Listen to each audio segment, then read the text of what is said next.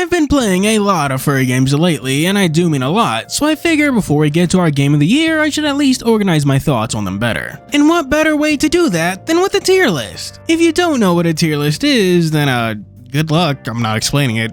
Tier list really isn't that complicated. Rather than doing this in any organized fashion, I'm just going to start talking about the first game to enter my head. That game being, let's do Banners of Ruin, a game I haven't covered on my channel at all. First time for everything, as they say. I'll admit, I'm more than a little biased against this game simply because roguelike deck builders are a dime a dozen. Steam is practically infested with them at this point. It's not really a problem, but it's a genuine plague. Mechanically, Banners of Ruin isn't bad. It's based around picking characters with skills and taking advantage of those to stack the hand you're dealt. Your equipment gives you skills too, so that's another way you can stack your deck, and there's even side events and stuff which let you further modify your deck. Then there's the in-battle mechanics like bleed, poison, the front and back line, protection, and armor. Don't get me wrong, by every means there's not really anything wrong with this game.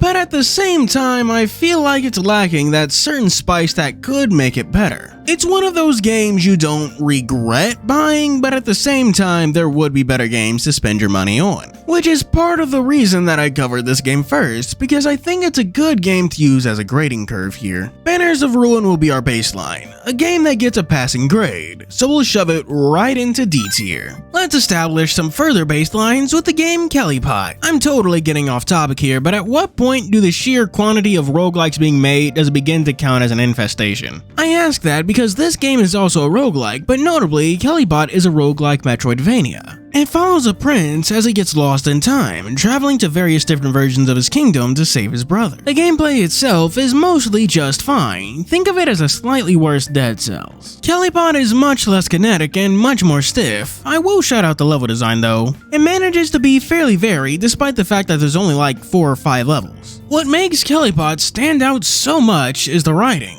There are tons of conversations to be had with side characters between runs, and even the little discrepancies as you visit world after world, seeing how things change prompt more conversations. And there's details of important things that seemingly go unexplained in the main story, however they do get revealed in those conversations. That, combined with good quality of life features like an independent boss you try so you don't have to throw yourself at a 30-minute long run to learn a boss, is why I put this game right at the top in S tier. Moving on to a game I've played fairly recently, we have Inspector Waffles. It's a point-and-click adventure game all about a detective cat. Inspector Waffles sets itself apart from its contemporaries by not taking itself too seriously. Quick side note, if I had a nickel for every detective game featuring a cat as its protagonist, I'd have 2 nickels, which isn't a lot, but it's weird it's happened twice. All the characters are named like simple house cats, and they often include puns like Waffles' ex-partner Pancake or the cat Mocha who wants you to get them coffee. The game is also littered with references to other games, some more direct like Tales Noir and Chicken Police, and some are more subtle like the Brok the Investigator plush on the shelves. The game's story is ultimately fine though. It's very reminiscent of a cartoon's plot, with the same jokey tone even during the most dire moments. I won't spoil the ending, but it genuinely got a good laugh from me. I liked Inspector Waffles a lot, but out of the trio of furry detective games I can think of off the top of my head,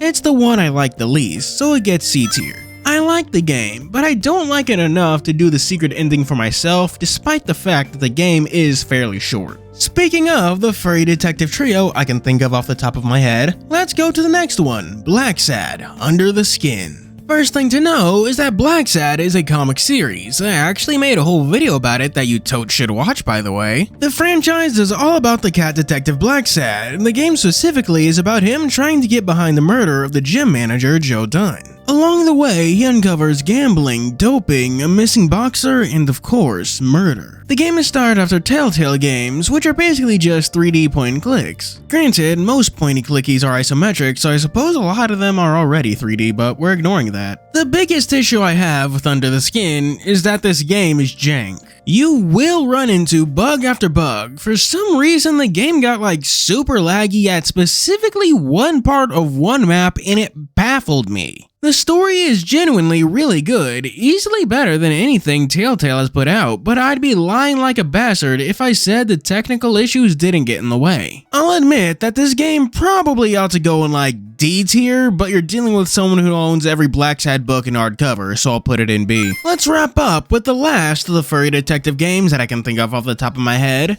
with Brok the Investigator. Brok the Investigator is a really unique game because it's not only a point-and-click detective game but also an isometric beat-em-up. And it blends these two genres quite well, letting you break the environment for clues or use violence to solve a problem instead of your brains. The story is the real drive here, primarily focusing on the down-on-his-luck investigator Brok as he navigates his stratified post-apocalyptic society. He's trying to do right by the son of his late girlfriend? I honestly don't remember if it's clearly stated, but his son, Graf, is also playable, being the deuteragonist. The game is honestly incredibly impressive considering it's an indie game with a good length and full voice acting. It even has multiple endings that matter, really affecting the way the story resolves. The only real flaw I can say it has is that the music is a bit lackluster, but it's far from a bad game. It's easily the best of the furry detective trio that I can think of off the top of my head, which is why we're gonna put it in S tier. I know it even has a combat-focused DLC in the Brawl Bar that came out recently, so I do think you should try the game. Finally, moving away from detective games, we have Kings of Hell, the reason I'm making this video to begin with. By the way, I'll definitely be streaming this game after this video goes up, so do check that out. Link in the comments. Kings of Hell is a 3D beat-em-up that feels like a mix between Turtles in Time and No More Heroes. The plot of the game is that after the apocalypse, the world is now overrun by demons who vie for power and try to obtain the title King of Hell. The game is early access, with most of its levels unlocked, but it also has an extensive demo you can play for free. The game has some genuinely great mechanics, like the Give 'em Hell meter, where instead of progressing linearly, you can select which rooms you want to go into. And the more havoc you cause, the more that meter fills up, and once it fills up, you move on.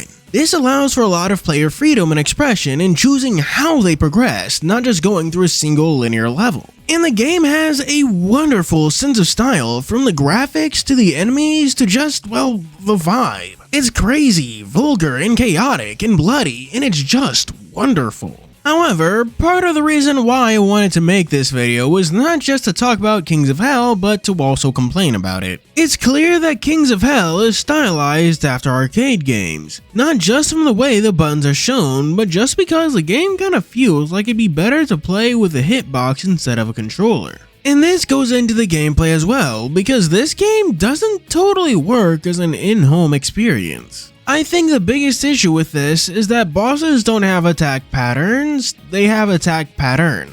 They do the exact same moves in the exact same order over and over again. In most circumstances, this would make bosses fairly easy, since once you learn how to dodge the moves, you basically never get hit at all, so the damage is shot up to 10 and you don't have any way to heal during bosses. But a game over will send you back to the beginning of the level, and these levels aren't short either. You can speed up the levels by playing well thanks to the Give 'em Hell meter, but they're still like 20 minutes. This means that the bosses stuck at the end of the level effectively have 20-minute long runbacks, and the level isn't easy in of itself. The bosses have moves that are damn near unreactable, so you have to rely on knowing their pattern, but you have to spend 20 minutes on an equally hard level, and usually a boss that's just as hard as the rest before getting to the boss at the end of the level that's giving you the most trouble. To explain this in terms that are easier to understand, you know how Radagon and Elden Beast have to be done in like one go? Imagine if they had a 10-minute run back,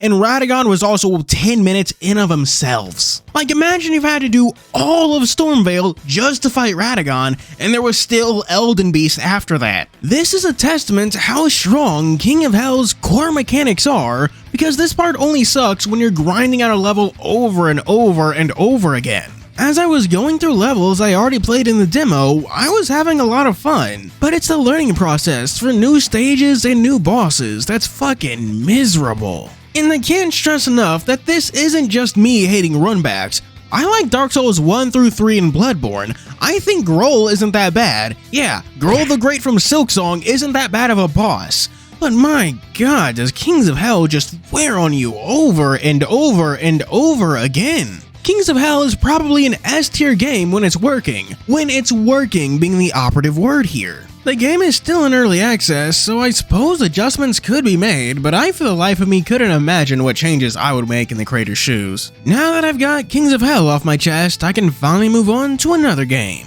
Grimshshire, a little game I played recently. Grimshshire is a little hard to explain, so picture this. Imagine your favorite character from Stardew Valley and someone has a gun to their head and they're saying, "I'll shoot them in the fucking face if you don't play well, I swear to God, I'll do it. And it's great.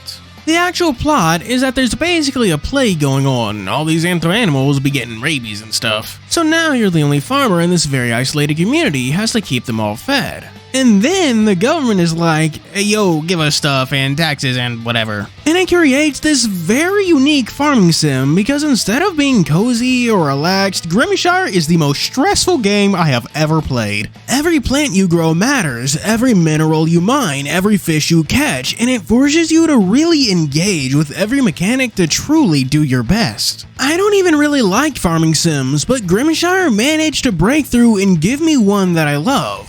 However, its story, as far as I've played, is pretty light and pretty shallow, but the game is in early access and actively being worked on, so that can be improved. So I'll be putting it in A tier. I have high hopes for Grimshshire. We'll be stepping to the side for the next game we have on our list, Pipistello and the Cursed Yo-Yo. The first thing you'll notice about this game is its super unique presentation, which matches the gameplay since it's styled after Game Boy Advance games. The plot of this game is all about the scion to the morally dubious Pipistello Industries. However, when his aunt's equally morally dubious rivals split apart his aunt's soul, it's up to him to make things right. The game goes a long way with its main gimmick, that being its yo-yo, which is used for combat and puzzles. Although, despite me comparing it to Zelda, the game is far more combat focused. If Zelda is 8% puzzles and 3% combat, then Pipistello is the opposite. Future Fury here, I don't know what the fuck I was on when I made those percentages. That's supposed to be 80 and 30, not 8 and 3. Whatever. A lot of the moves you use for puzzles, like throwing your yo-yo forward, also serve roles in combat, so I think it blends the two parts quite well. The game is also super charming with its world building, as you witness this goofy, hyper-consumer society. Aunt Pipistello may not have been a good guy, but she was certainly better than the buffoon willing to turn the whole city into a sinkhole for some money. I'll put Pipistello in, let's just do B tier. It's not bad, but I do feel like there are better games on this list. Let's take a quick hop over to a game I streamed called Wonder Boy and the Dragon's Trap. I actually played the remake, and I think you should too, since it's an incredibly faithful recreation of the NES game. It's so faithful that with a press of the button, you can just switch the visuals to the NES game. It's like a loose Metroidvania, where the game is very vague in the direction you should go, and you need to unlock new transformations to reach new places. This game's biggest flaw is that it's an NES game, and it certainly feels like one, because it's only 4 hours long and oh my god, is it hard as shit. If I didn't know exactly what I was getting into when I started it, I'd probably be pissed, which is why I'm gonna give it C tier. The penultimate game we'll be talking about is a visual novel, because I can't go one video without mentioning them, that being Astatos. It's a game all about Vitus and Valisis, two crowned mages caught in the middle of a civil war, but they are not only able to summon upon the souls of past heroes, they're able to hear the voices of the god Makarihari and the devil Mukaki, and that's the main focus of the game. It's all about the choices you make, with the god on one side and the devil on the other, each representing a different choice. The game also has a full-fledged card game, and I frankly do not know much about it, but it's essentially a way to turn that debate into gameplay. But the writing is what really stands out here, since those choices you have aren't vague. They are very specific scenarios with consequences that aren't super clear. Because those decisions are so concrete, it's much harder to decide which one you'll pick. Do you kill your commanding officer if he's incompetent? Is euthanasia right or wrong? It's also worth noting that the Chapter 2 trailer for Astatos is dropping December 16th, so do look out for that. Astatos is an S tier, and an easy one at that. And real quick, because D tier is looking kind of lonely, and that the same guys who made Astatos also made this, we're gonna put Necoi in D tier. It's not a bad game, but at the same time, I'm not really one for dating sims, and this is like the most basic dating sim I've ever played. And now for our final game, let's talk about a game I never really mentioned before, that being Laika, Age Through Blood. To begin, I should admit that I never finished this game, and that's not going to change.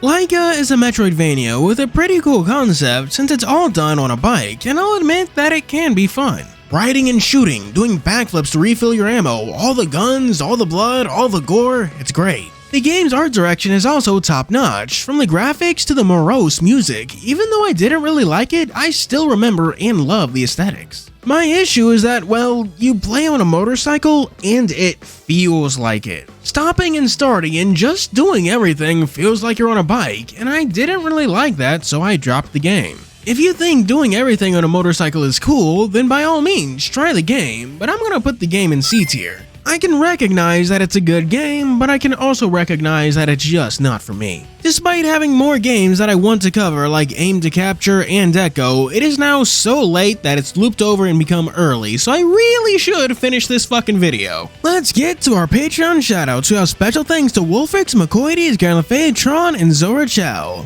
The good morning, the good afternoon, and of course, the goodbye. Thank you for watching, do be sure to like and subscribe, and as I mentioned before, look out for the stream. As always, this is your host Furry, signing out.